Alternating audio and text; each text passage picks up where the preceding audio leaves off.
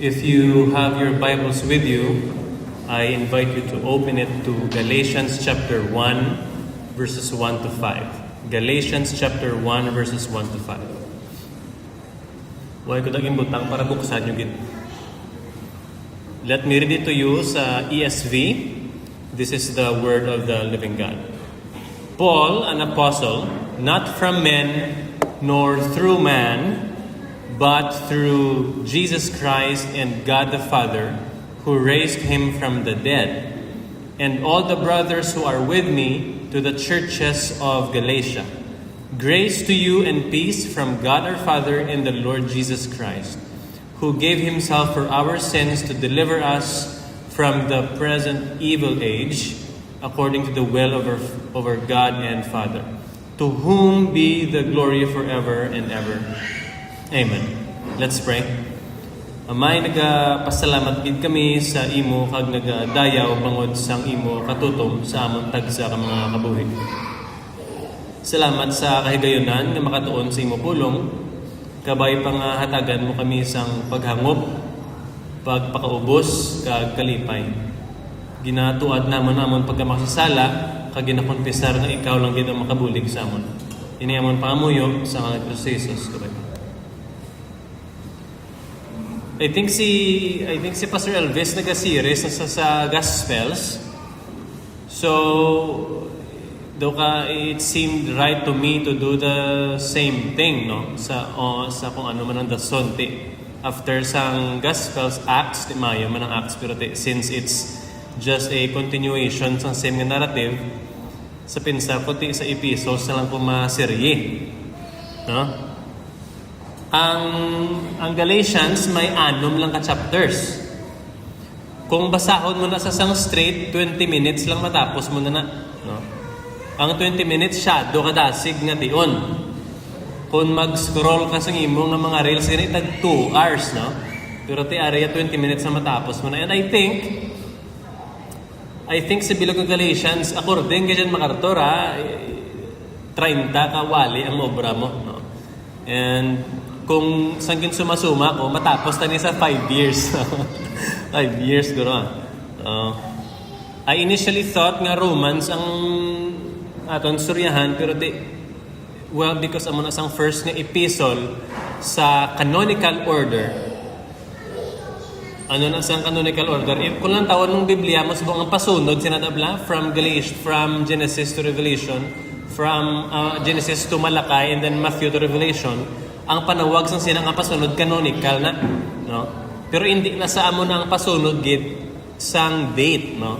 Ang iba na una sulat ginuna lang plastar and some rich history right there. Pero na Galatians na lang kay amo na sa ang una yang epistle gin sulat ni Paul, no? I think Paul wrote it around the year 48, no? AD, no? AD means Anno Domini, in the year of the Lord. Subong ano na tanga to, 2025. So, kung sumahon mo, Paul wrote this letter to the churches in Galatia 1,997 years ago. Okay? Kagdo ka timing laman, okay? Bago lang natapos ang Reformation Month,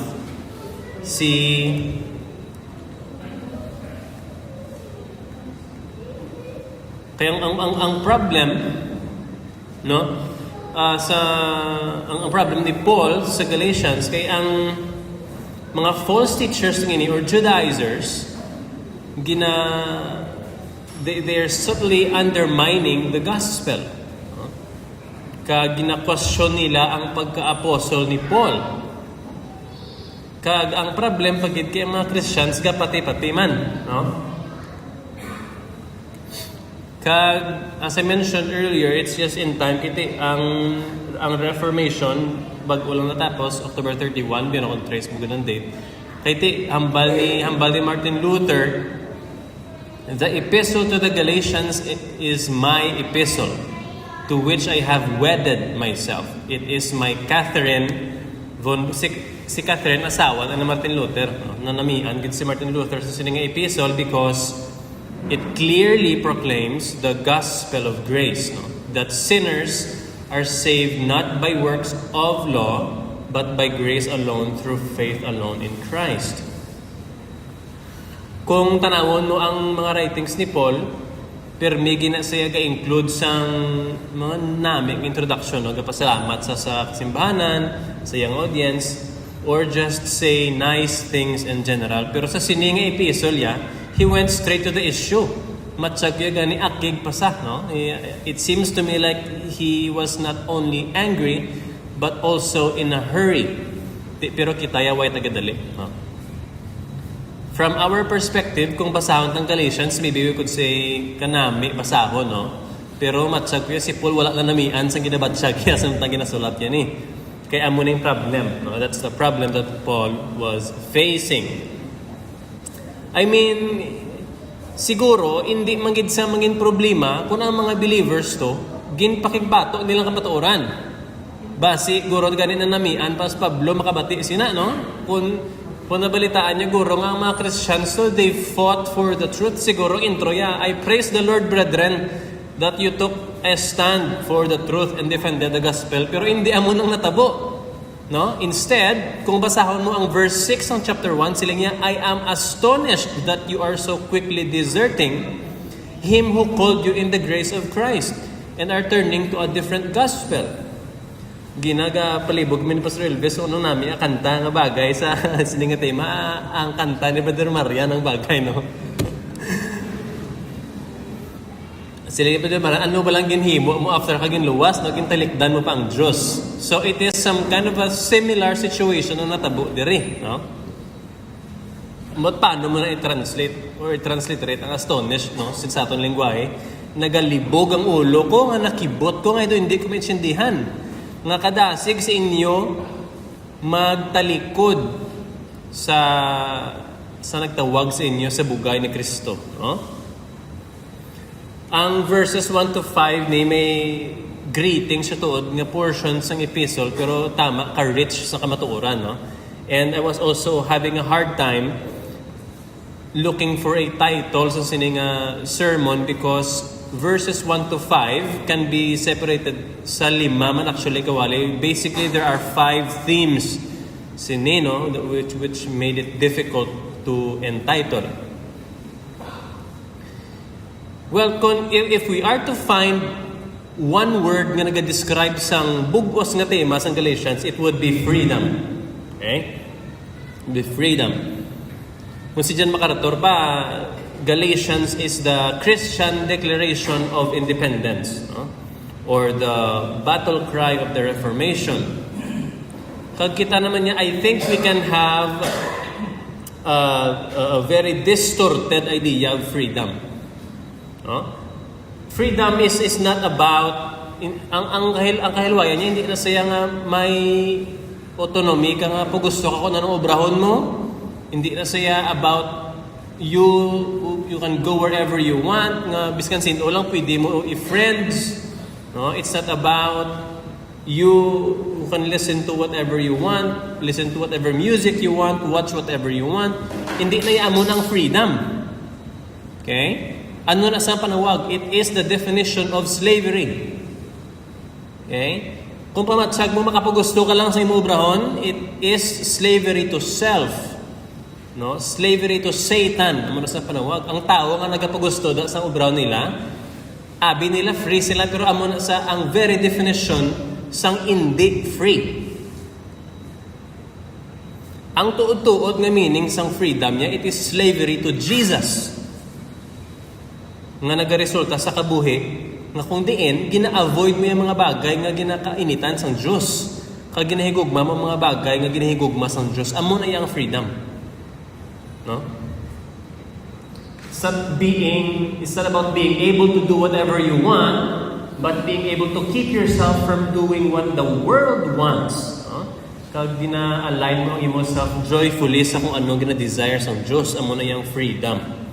No? Ang mga we'll talk more about the Judaizers shortly, no?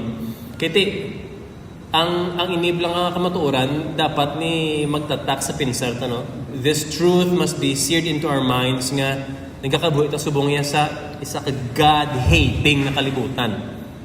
We live in a God-hating world. Ano na sang ginamin sang God-hating world? You spend more time on social media than the Word of God? You spend less time in prayer? Less time in fellowship? God-hating na silang kultura. Sugiran mo ko nga palangga mong Diyos, pero gigalawig, walang time din spend mo sa pagpangamuyo, sini nga si man. Abudlay ni sila sabton ng mga questions. Ibisan kita, uraroy, tas ang sabat, sina kabudlay na sabton. No?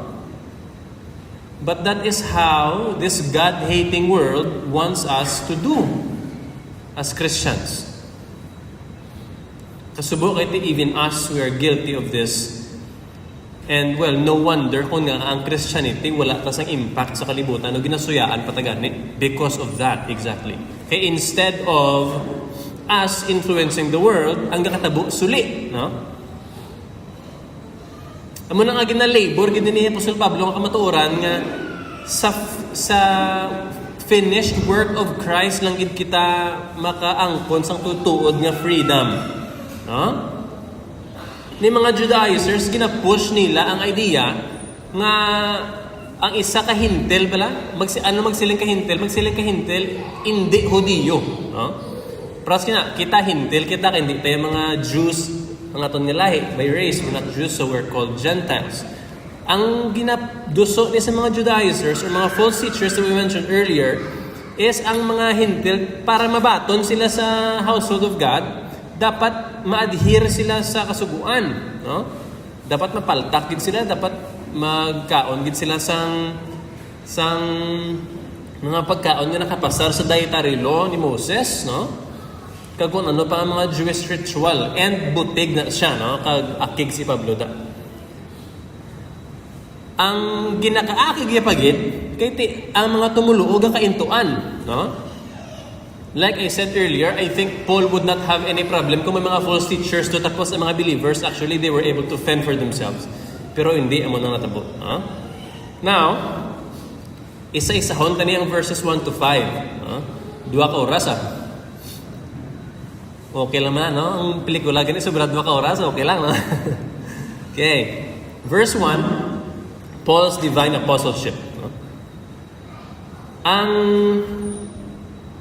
Ang isa ka silingsang verse 1, Paul, an apostle. Nagsugod si Paul by identifying himself kag ang iya nga office. No? Ang word nga apostolos, ang iya naman na meaning is a sent one. No? Basta gani apostle ka sang sining nga tawo or sining organisasyon, technically means naging padala ka. No? Kag sa New Testament, ang isa ka apostol nag-refer lang gid sa mga katawhan or mga lalaki nga tawhan naging commission directly ni Kristo Jesus, no? Para sa pagpundar sa paglay sa foundation sang iglesia. No. Biblically, no? Kita on sa dalawa. Okay, pasahon na lang. Biblically, an apostle, amon isang qualification sa isa ka apostle, no? Basta na mag-apply na sa inyo. Biblically, an apostle had to be a, number one, witness of the risen Christ. Dapat nakita, mugid sang imo nga mga mata, nga si Kristo nga banhaw. Personally see Him after the resurrection. That's number one, qualification of an apostle. Kag number 2, be directly chosen or commissioned by Christ. Si Christ mismo ang nag-commission sa imo. Kaya kung wala kayong commission ni Christ, sino nagpadala sa imo? Kaya sent one ka man, di ba? Katatlo, nag-perform ka sang signs and miracles. Kag number 4, nagtudlo ka with the authority of Jesus Christ. So, ang mga apostles hindi ni sila self-appointed. Si Paul yaway na siya nagbugtaw yawan day kat nag-decide dati ma-apostol na lang ko kay daw ka burang nagit sa kabuhi ko ma-apostol na lang ko hindi na mo nang natabo, no? The apostles were not self-appointed people, no? And well, usually si Paul amogin man when he opens his letters, gina-introduce siya but sa sininga book is the book of Galatians, gin-stress siya pagid more strongly because ang iyang apostleship gina-question. Immediately nag-add siya sa isa ka forceful ang clarification ano gindugang niya, not from men nor through man but through Jesus Christ and God the Father. Si Paul nag-insist nga ang iyang apostolic authority wala yang naghalin niya sa kang sino nga tawo nga source, no? Or wala niya ginhatag sa prasabla nga kung nakagraduate ka sa isa ka discipline sang study, ang isa ka institusyon naghatag sa imo sa imong degree, no? At ay ginhatag na sa imo. Kung ano man ang authority mo sa sining nga field, engineering man or what, ginhatag niya sa imo, no? Pero but Paul here, speaking of his apostleship, gin-stress niya nga wala niya naghalin sa kung kay sino nga akon nga pagka-apostol. Instead, it came through Jesus Christ and God the Father. By the way, kung basahon yung tanan ni epistles ni Paul, this is the first time that he did this sa Galatians, nga kin-mention sa Jesus Christ una and then God the Father as the source of his apostleship. Dirya lang na kinobra. No? Because again, the gospel is being undermined by these Judaizers. Imagine na blati, bala Judaizers, yung mga okay man ang amatuo kay Kristo, pero dapat mapapalta kapagid, no? Para kumplito. Te ang buwan nila, ginadugong-dugangan nila ang kaluwasan sang belief in Christ and adherence to the law, no? Amo nang agin na labor ning point ni Paul. Kaya ang mga false teachers pagid ni to discredit Apostle Paul, basically they're saying nga hindi ka man tutuod nga apostle, no? Kaya may 12 na napili na tong 12 nga din kaya nagaling na kay 13 kaya nga apostle, no? Ang ginawali mo watered down ang message from the independent Jerusalem leaders, no? Ang problem sila yung mga Judaizers, amo na nga nagka-access sila sa local churches, kaya ga-confess man sila belief kay Christ. Amugin man yung mga highly deceptive nga mga kabutigan mo, kaya ang kamatuoran, laktan mo butig gamay, wala? No? Ginasiod nilang tao sa tuod nga Juda, tapos laktan nila butig. Tiyan mo naging counter na si Paul, no? By asserting that his gospel and his authority, hindi niya second hand. It came straight from Christ. No? Therefore, to reject Paul's teaching is to reject God's word. Ang siling din ni Calvin, no? Gina-highlight kung gin-employ gid ni Paul ang iyang authority sa iyang station para mamati sa iya ang mga kasimbahanan to, no? And siling ni Calvin, let's always bear this in mind that in the church we ought to listen to God alone, in Jesus Christ, whom He has appointed to be our teacher. Kaya kung tanawon mo manggit, ang ultimate nga teacher si Jesu Cristo, gid mo, no? Siya nga padala sang Diyos Amay dili para matudlo sa aton. Similarly, hambal ni Martin Luther, no? For they are not listening to Paul, but in Paul they are listening to Christ Himself and to God the Father, who sends Him forth. Obviously, si Paul gid man yang nagasulat sa ila, no? Kag nagahambal. Kaya alangan man ido ang gamiton sa Dios para magsulat, no? Pero ang pulong halin sa Diyos mismo, amo na nga kung si Paul magsulat sa ila or maghambal sa ila, it is the same as God speaking to them. No? Paul further describes God the Father as the one who raised Jesus from the dead. No? Gintugang niya pagidna sa pag-support sa iyang apostleship. No? Ang ininga addition ni Paul, it bolsters his point nga the same Almighty Father nga nagbanhaw kay Christ ang nagpadala sa iya, no? Kaya this is also an amazing addition on Paul's part, kaya ang Christian authority nakaugat na sa resurrection ni Christ, no? The living Christ ordained Paul to preach a living hope. Amo nang ang mga pagpangwali kada Domingo, hindi sila yalog-lahog, especially if it is expository or exegetical, no? Hindi ni saya routine yang bugtaw naman to Domingo, balapyo tan iligid, no? Hindi ni saya routine nga nag-adhere kita, hindi niya schedule lang. The faithful preaching of the Word of God stems from the resurrection power of Jesus. Pagis, ano bala kita nagkakaluwas kundi sa pagpamati sa pulong sa Diyos? Paano kita makabati kung mawalihan kita? No? So if that is the case, I believe that Sundays deserve my full attention. Amo niya gina-prepare, you prepare your mind and your body the night before. Kay para pag abot mo di kondisyon ka, hindi ka do laya nga utan. No? Hindi kay Sabado, alas 12, nasa kagawon sa Domingo, ka Facebook, pakakan ano gina-expect mo pag simbang mo, di bugtaw ka. Tuyhon ka gid. No? I want us to understand this nga when the Word of God is being preached, God speaks to us. Okay? Verse 1 pa lang nasa, no? What a powerful start by the Apostle Paul. And well, basically, it's about biblical authority. No? Kiti ko ng iyang apostleship halin ni Kristo, ang iya ginahambal, hindi iya opinion but it's the revelation of God Himself. Therefore, we receive Paul's words and all Scripture as the very Word of God. No? I mean, the question for us, do we approach the Bible with that kind of reverence and submission? No? We must ask ourselves. No?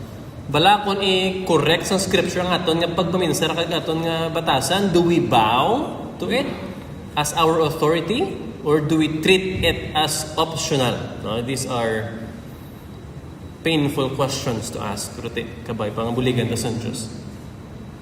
Greeting pa lang na ni Pablo, no? Verse 2. Verse 2 speaks of the unity in the gospel. I-notice kung may mga nakaskip sa akong Verse 2 is the unity in the gospel. Piyaran mo, nagdugang si Paul sang, and all the brothers who are with me. Anong putsilingon sina?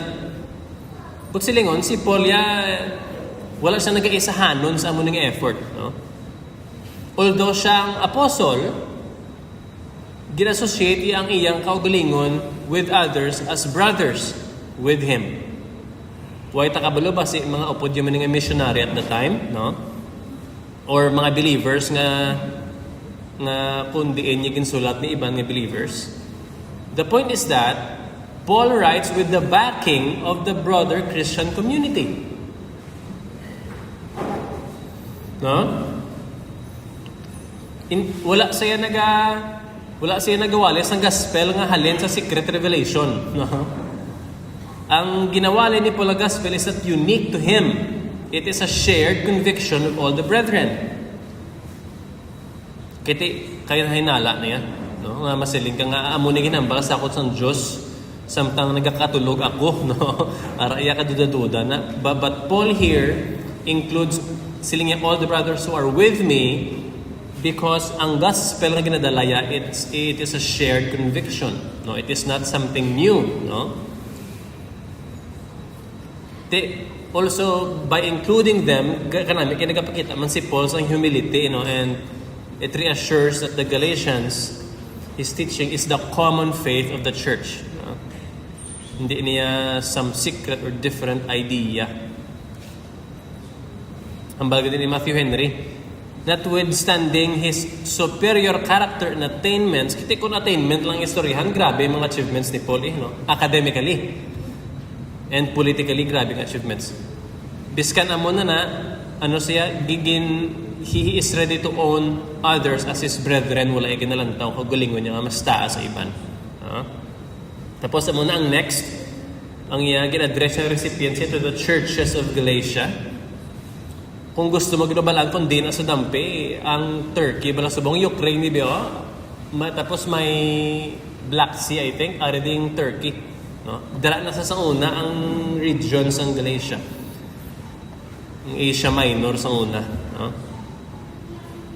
Paul had preached the gospel kag nagplanto sa mga nagsugod sa mga kasimbahanan sa mga should that like Pisidian Antioch, Iconium, Lystra, and Derbe. Mabasahan mo na ang iyang first missionary journey dito, Acts 13 to 14.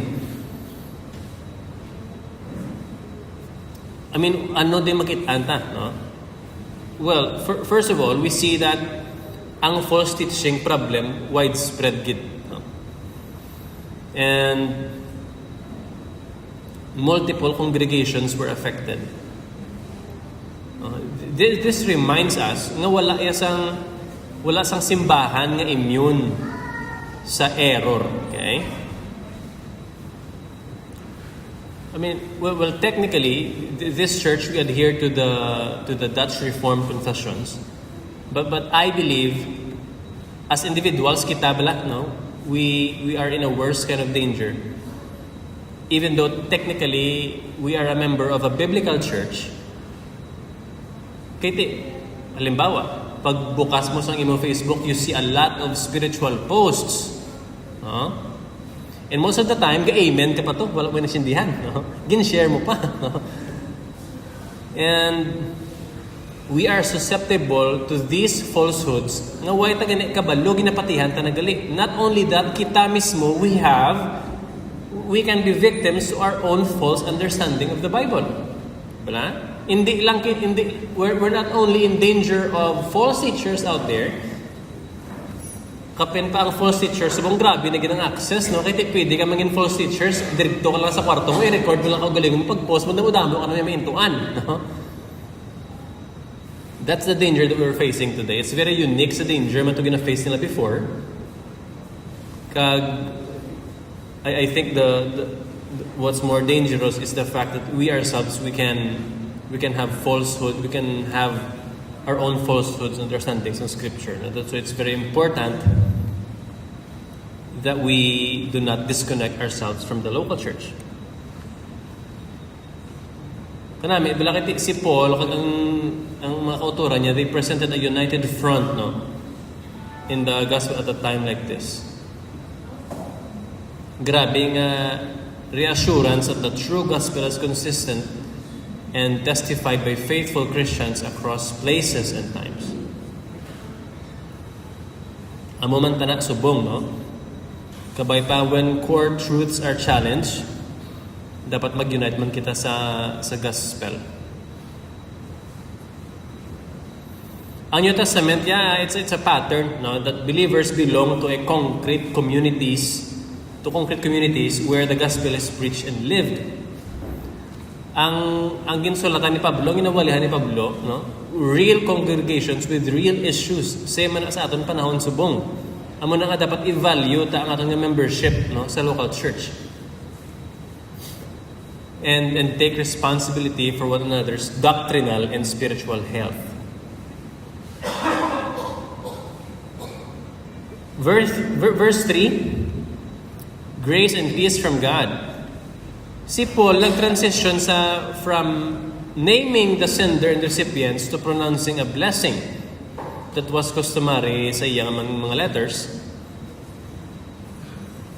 Pero ang blessing din ni Paul is distinctly Christian. Grace to you and peace.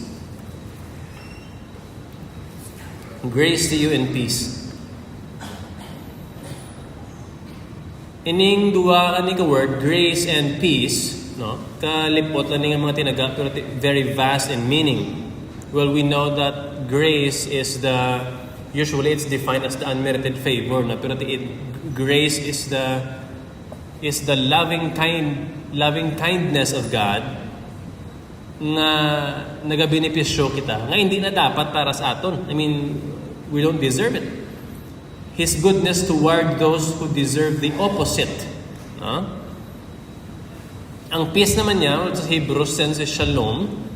Ang ginamit ni Pablo sa kalinong, hindi niya nga kalinong nga wala conflict.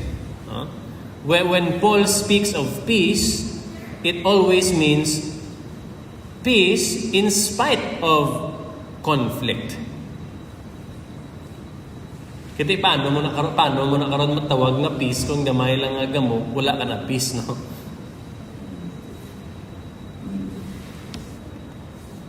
Sila ni Martin Luther, grace and peace, these two words embrace the whole of Christianity. Ang bugay nagapatawad sang sala, and peace stills the conscience. Tuod ginaya, no? Tungod sa bugay sang Diyos kay Kristo, ang aton nga mga sala na patawad, ang resulta sa konsensya ta makapahuway, no? We can rest in peace with God. Grace is the source of our salvation, and peace is the result. Kagti dapat naman ng tao na pasunod, it's worth noting. Kiti ang una grace and then peace, di ba? Siling ni Matthew Henry, first grace then peace, because there can be no true peace without grace.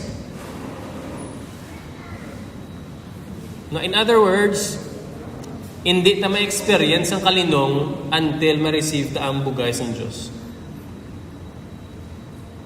Well, tanan-tanan man ta siguro nag-after sa kalinong, di ba?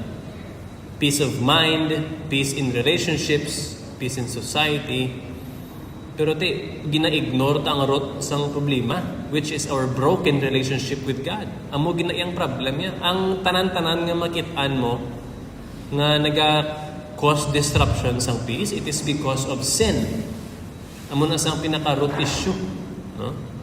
Matsyag mo ano ang pinaka-ugat gid ni sang tanan nga flood control, tanan nga violence, sinful nature, amo dira mo na sa tanan matrace, no? Biskan pa kita gani, if you examine yourself, tanan-tanan ta nga ginaobra, we do it in pursuit of peace. Nga nagaputoy-putoy ka sa obra para maibayad ka sa imong mga utang, may bakal ka pagkaon, pag wala ka problema kundi linong pinsar mo. Kung paminsaron mo gid, everything that we do every day, it is for us to attain some level of peace of mind. Nga at the end of the day ay salamat ang kabataan kung may kaunon pa, no? Hindi pa kami mautdan sa kurente, kinakabayad ko to. It is all about peace.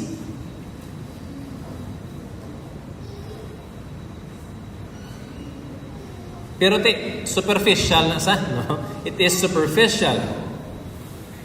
Kay ang kalinong ang Diyos lang makahatag, amo na sang klase sang kalinong nga biskan tanan-tanan nga problema ara pa simo malinong gyapon na yung mensahe. Amo na siyang kalinong nga ginamita, no? Kag similarly, pwede ka man yang wala ka na di problema sa physical world pero wala ka nang gyapon sang kalinong, no? Kaya hindi mo na yung mabakal. Ang klase sang kalinong nga gina-after ta, it's something that we cannot work for. Bisan ano pang pangabudlay mo, hindi mo maatin ang kalinong paagi sa imong efforts yan, no? Paano na gina-address ang grace, no? By reconciling us to God through the cross. Amo na sa dira mo na sa makuha ang true peace. Naging combine ni Pablo, no? Usually ang na typical Greek greeting, no? Ang typical mga Hebrew greeting, shalom, grace and peace. Ginisa niya, no? Kagti gintugang ni Pablo, from God our Father and the Lord Jesus Christ. Gina-highlight niya nga, by mentioning the Father and Jesus side by side as the source of divine blessing, gina-imply niya nga si Kristo, Diyos man, no? Christ's divinity and oneness with the Father. Verses 1 and 2, Paul already combats false teachers indirectly.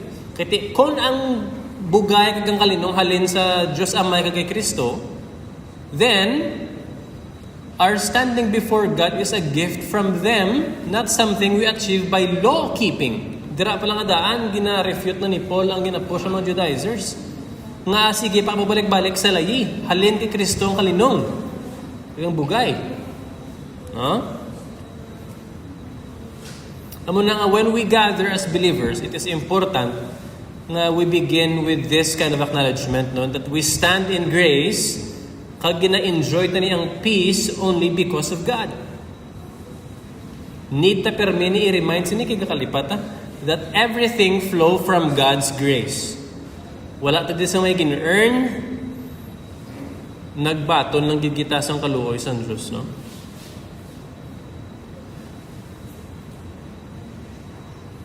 dapat ani sila tandaan yung mga words, no? Your sins, no matter how many or great, are forgiven because of God's grace in Christ. Therefore, your conscience can be at peace. I mean, kung ako man ko, wala na sang greater joy than this. I mean, pwede ka diya nga wala ka di utang sa inyong kalibutan, wala ka di kontra nga tawo sa inyong kalibutan. But if you don't know ang imo sala na bayaran, you will never be at peace. Amo nang isa sa mga kamatuoran nga ginakapitan kuya personally. For example, kung overwhelmed ka sa imo life currently, paminsara lang nga ginbayaran ng San Diyos ng imo nga sala. Fully pardoned. No? God extended His grace to you and peace na reconcile ka sa Diyos. That this comes from the Father and the Son. Verse 4 talks about Christ's saving work. Hindi na distort kasi mga Judaizers, hindi ba? Paul writes in the greeting refutes them by highlighting nga sufficient ya ang atoning work ni Christ. Every word here is precious, no? Paul describes Jesus as one who gave Himself for our sins. Why labot ginangot ni Paul ang pagka-apostol sa kay Christ, describe niya pagkat si Christ as one who gave Himself for our sins. First time ni ginobra ni Pablo, usually wala ini ginobra ni sa iyang mga greetings. Right straight to the issue.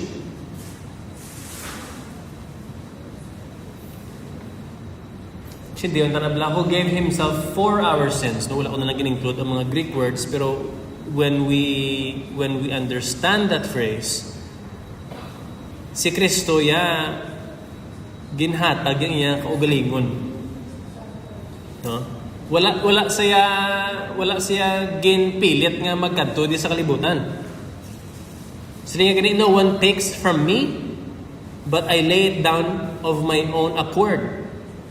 John 10:18. Muna yung infinite nga gugmas ang Diyos, no?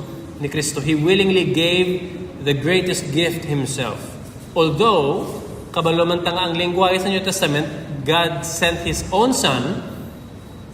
Pero when you look at that truth sa perspective ni Kristo, He gave Himself, no? Well, tiyan mo naman natin ang unity sa Trinity.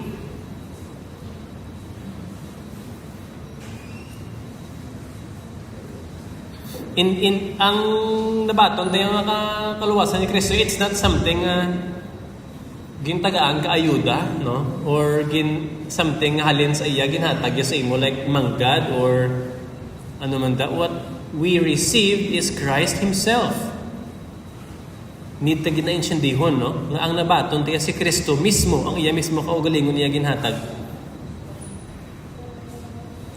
Kung mag-contemplate kita sa cross, we must say, He loved me and gave Himself for me. Naman ang hambal ni Paul sa Galatians 2:20. For our sins. Kag substitutionary, ito yung inobra ni Christ, no? He did something for us that we could not do ourselves.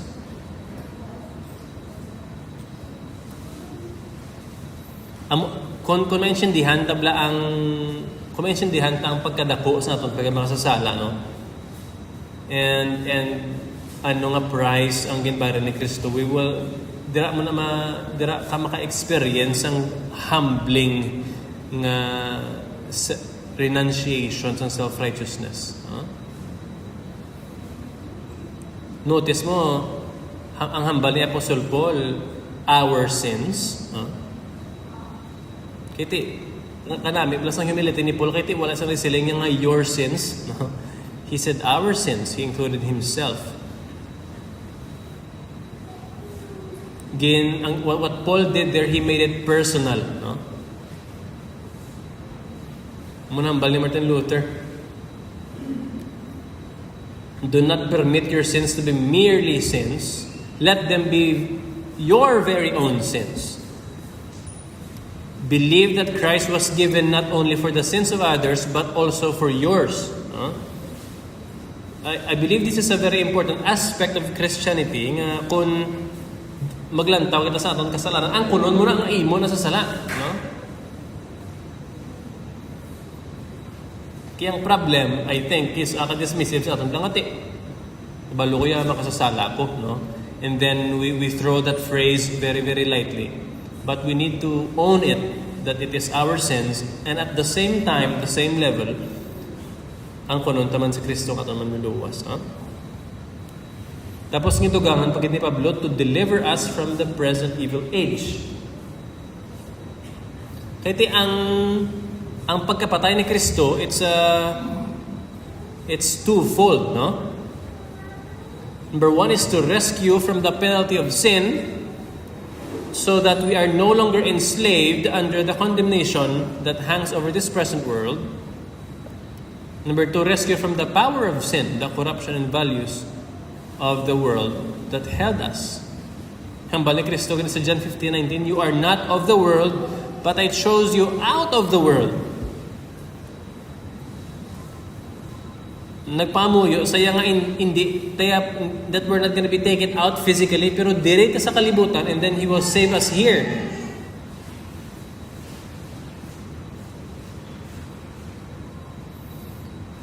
Kung tulukon mo na kamatuoran, it prompts you to ask yourself, ay hanang kabuhi mo, does it look like you were rescued from this evil age? I believe it's a very important self-examining question. Kaya basi ko lang taon nakabuhi mo, same ka lang to sa unbeliever sa gwa. Kahit ikaw pa minsan ron magibala, especially nga ang Pilipinas, quote-unquote Christian nation, kung manuktok na to sa tanan-tanan nga balay sini nga banggao, makoton mo gapati kay mo sa Dios, masilin naman sila yahuo. Pero kabalot nga hindi amo na. Kahit kung pamangkoton sila tanan, believer sila, tapos believer man anong kinalain ta sa ila? What makes us different from them kung sila ga confess man sila nga believer sila? So again, we ask ourselves, ayhan, kung lang tawon ng kabuhi mo, does it look like you were rescued from this world or same lang? Kaya although we live in this world physically, pero we no longer belong to it. Hindi na tayo taga-diri. Gin-transform na tayo. Kung tanawon mo, in simple terms, si Kristo wala siya napatay para lang luwason ka sa pinalidad sa sala. Napatay siya para tinluan kapagid, samtang buhi ka pa. Another naman scary nga kamatuoran, no? Kahit ko nakabuhi mo, wala ka katinluan, basi wala kaya ginluwas. Amo lang man that's the thing. Balblas ang puno sa Diyos nga, He who began a good work in you will finish it. So we examine ourselves, is God working in our lives? Kaya kung basi, if we don't see God working in our lives, maybe He did not begin the good work after all.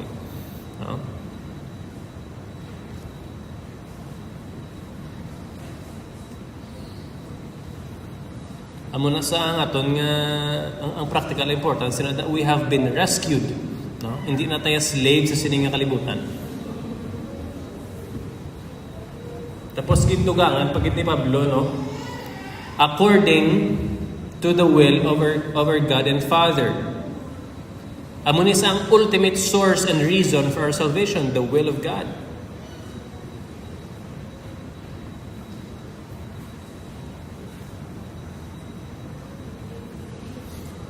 Nga ang kaluwasan tayo hindi ni saya, especially that we are in a Reformed church, no? Usually ang aton ginatagaan emphasis is the sovereignty of God.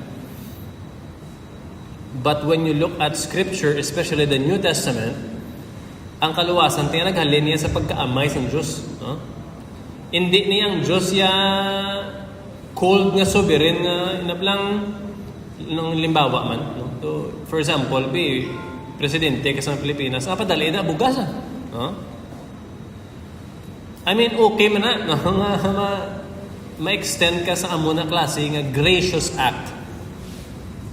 But when we look at our salvation, hindi ni siya expression sang cold sovereignty.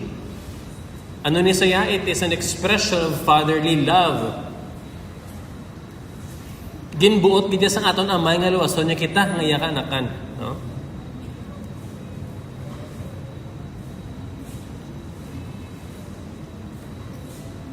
Namangkot ka, ano gitabla ka palangga sa Diyos, no? I mean, nakaagi na ka mo namangkot sina.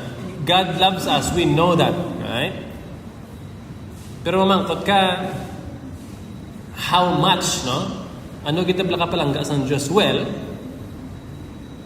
hambal ni Kristo mismo, ang pagpalangga sang amay sa aton, same sang palangga sang amay sa iya, no? Isn't that amazing? Katahom ka matuoran, no? Last verse 5 is doxology. It literally means a word of praise, no? Manotice mo si Paul nag-move siya from doctrine to doxology. Gindescribe niya ang work ni Christ, ang will sa amay in saving us, and then immediately responded in worship. Theology should always lead to praise, di ba? Ginaangob ni Paul, he is modeling what we will later explicitly say sa 6:14, Galatians 6:14, na far be it from me to boast except in the cross of our Lord Jesus Christ. No? Ang tanan nga credit ginhatag sa Diyos. We contribute nothing but our sin sa kalawasan. So kung mawonder ka, bala may ginamot, gidmanta sa aton kalawasan, may ara gidman, no? Ang ginamot ang aton sala. Kung kapangita kagid sang gusto mo i-contribute sa imo salvation, naka-contribute ka na, no? Ang imo sala. Kay kung way ka nagkasala, way ka man di ka man need luwason. When we speak of glory,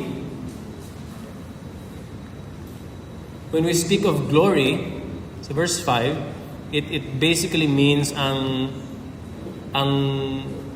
bugat, no, ang values ng Diyos, ang iyang honor, iyang splendor. Ano na sang ginamin sina, when you give glory to God, hindi na sayang may ginahatag ka sa Diyos, no? Kasi wala ka man sa may mahatag sa Diyos. Ayhan magsiling ka, we give all the glory to God. Ayhan ka kadugangan niya glory or may halin sa imong glory, kin transfer mo sa iya, hindi amo na iya. What we simply mean when we say the phrase, for example, all glory and praise belongs to God, we acknowledge that truth amo na sa iya. Kaya tiyang taran nga himaya, ara na yan sa Diyos. What's left for us to do is i-acknowledge nga tuod na sa. Di nga insert gid ni Paul ang doxology, no? Sa iyang greeting. Number 1, it awakens the reader's heart to worship.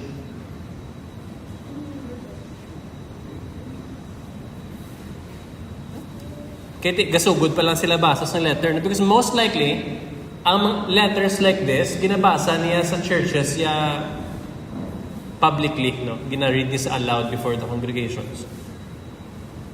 Gusto ni Apostol Pablo nga mga Galatians mabatsyagan nila kag may experience nila ang bugay sa Dios kag magdayaw sila, no?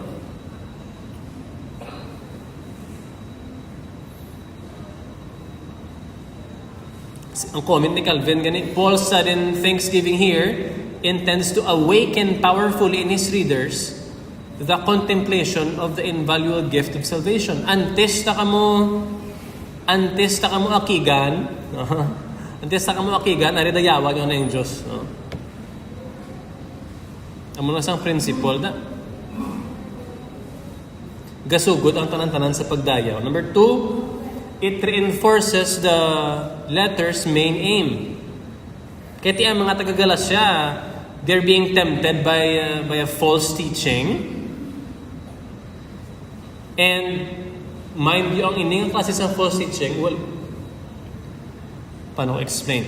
Sa sinabi nga, in this world, kung lantawon mo ang tanan-tanan ng worldview, and all of human history, duwa lang man mo klase worldview. One is God-centered, the other is man-centered. Amo lang gid na sa, no?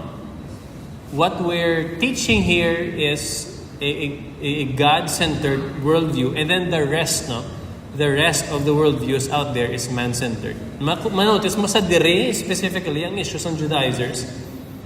Yes, they want the Gentile convert to believe in Jesus, but dugangan pagid sa adhiran sa law. Yung dugangan mo na. No? Di gina-reinforce ni Paul ang main gid nga goals ng iyang letter. If salvation is all of God's will and Christ's work, then ang Diyos ang mahimaya no? Hindi niya nga nasa Diyos ang awa, nasa tao ang gawa, hindi niya mo na yan. Because even our good works, it is governed and operated and inspired and caused by the Holy Spirit, no? For His own glory. Because contrary to some teachers out there, ang ating nga sanctification, hindi niya synergistic, no? Ang aton nga sanctification, monergistic niya. Ang Diyos nagaluwas, kag ang Diyos nagalimpyo sa aton. Ang resulta sa sinang sanctification is a righteous life. Ang aton ginabuhat yang mga kayuhan, wala niya nagadugang sa aton nga status nga nagabalaan ka. Well, hindi niya ligtas points pareho sa Romano Katoliko nga sistema nga may treasury of merit, no? Tapos maobra ka mayo makakuha ka to points, idugang mo sa imong mga points, hindi niya mo na, no? When God cleanses us, ang resulta sinaya mo niya ang ginuobra ta nga mayo, no? It's not even coming from us. Tatlo, it centers our hearts on God and not ourselves, no? After to sanda mo damo ang kamatuoran, Paul wants us to look at the giver, no? Hindi lang yan ang gifts.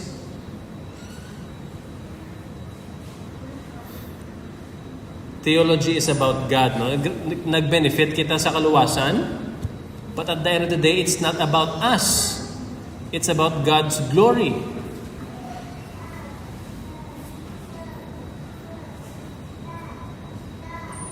Gin-exemplify na ni Paul that he glorifies God, and in that glorifying we find our deepest joy, no?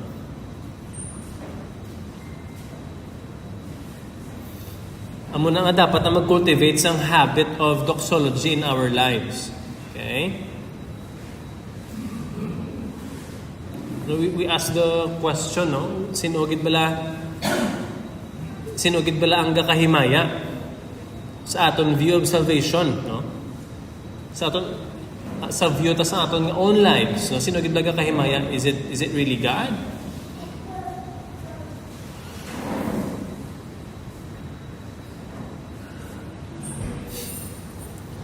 In this opening greetings of Galatians, ginpack ni Paul, no, sang kadamo-damo ang astonishing truth.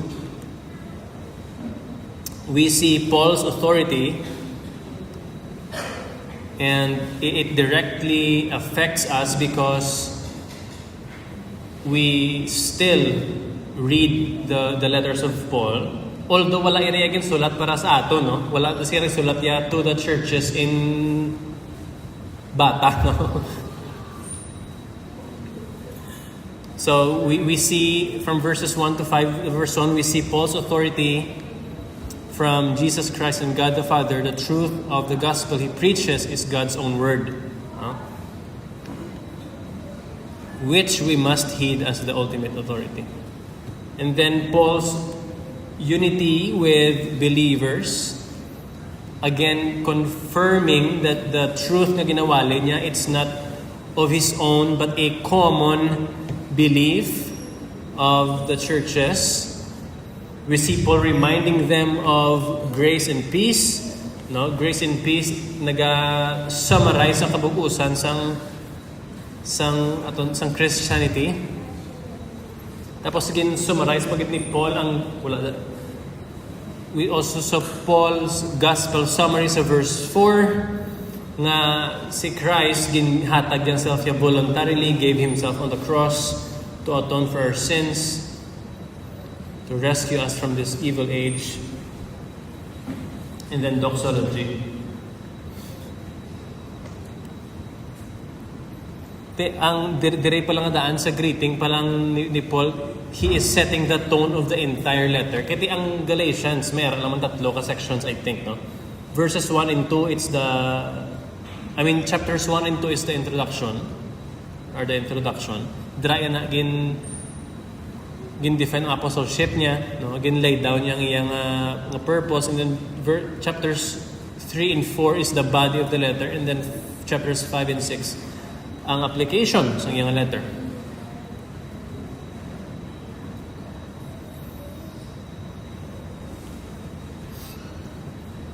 And as believers today, ang nanging issue sa Galatians is something that we want to avoid. No? How do we do that? Basic lang na, ang kanta sa kabataan lang, read your Bible and pray every day as you grow. No? Amo lang ginaya. Hindi lang amo lang na literally. No? We need fellowship with other believers in the local church. Especially in the local church. Like halimbawa, attend ka di dapat sang creeds and confession kada aga. Huh? Kabulobla ka mga very rare na gid sa mga kasimbahan sa bunga may amo sina. So we should not take that for granted. Nga importante ang creeds and confessions is sa local church how. Nga no? Kaya tiwain niya sa bagong kamatuuran sa buong, no? Bisa ano mo yung kabaliso sa Biblia, wala ka na tayo makita yung ako lang hindi nakadiscover sa kamatuuran nga ini. Wala na yan sa amo na. This is, ang ginatudlo ni Pastor Elvis kada 7 a.m., it is a 500-year-old document nga attested na niya by time and by scholarship and history and everything. Kag-arat na sila na-preserve sila because of the faithfulness of God sa iyang mga katawhan na hindi na magtalang-talang sa kamatuoran. No? Yes, the Bible, yes, we should be reading our Bibles, pero need naman akuon, hindi na sa maintindihan. No? Personal experience, ganyan, isa kapit, sulit-sulit ko basa, huwag may kasulod sa ulo ko, basa ang maliwat be, no? Tapos kung wala kagagiyahan sa mga creeds and confessions, kung diin-diin galagaw pinsar mo, no? Ginahatagan mo sang meaning nga wala da ang ginabasa mo. That is why, to avoid what happened to the churches in Galatia, one of the non-negotiable things that we should do is to be completely involved in the local church. No? Attend sa catechisms, attend sa creeds and confessions. Unless sa ulo mo na congrats, no? But I think it is a humbling experience to always learn from history kung paano nangin matuto ang Ginoo sa kabuhi, no? Again, ginalabor ko gid nga point, no? Paano ako ka-attend di aga pa sa creeds and confessions, tulog ka temprano kon Sabado, no? Tulog ka temprano kon Sabado.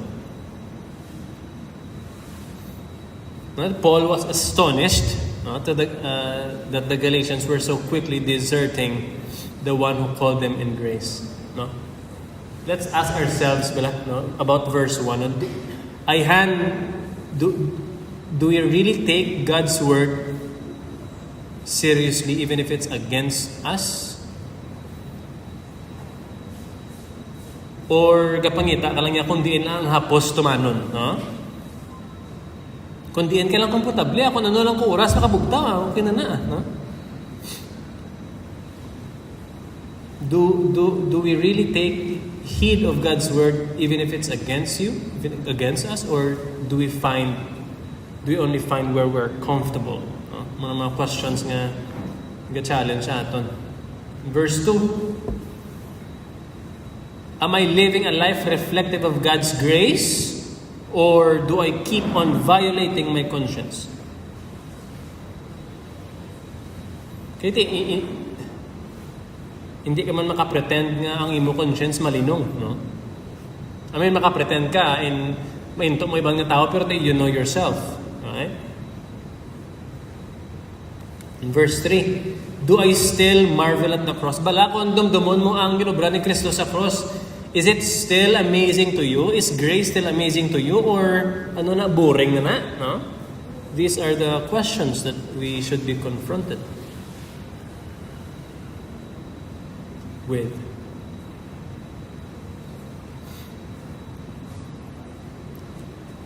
Verse 4 tells us that the death of Christ rescued us from this world. So the question is, am I living a life of joy in righteousness, or am I still entertaining the ways of the world? Bala na kabudlay gid i-let go ang mga bagay sa kalibutan, no? Ay hanahuya ka, no? Are you ashamed to embrace the things that God loves? Verse 5, is God glorified in my present life and future plans, or is it all about me? Ang mga wala mo kayo kapamahog, no? Pero personally, I find these questions convicting and sometimes scary because ti arap patas aton unod and we are tempted every day. So the prayer is kabay patabangan ta sa Diyos, no? Let's pray.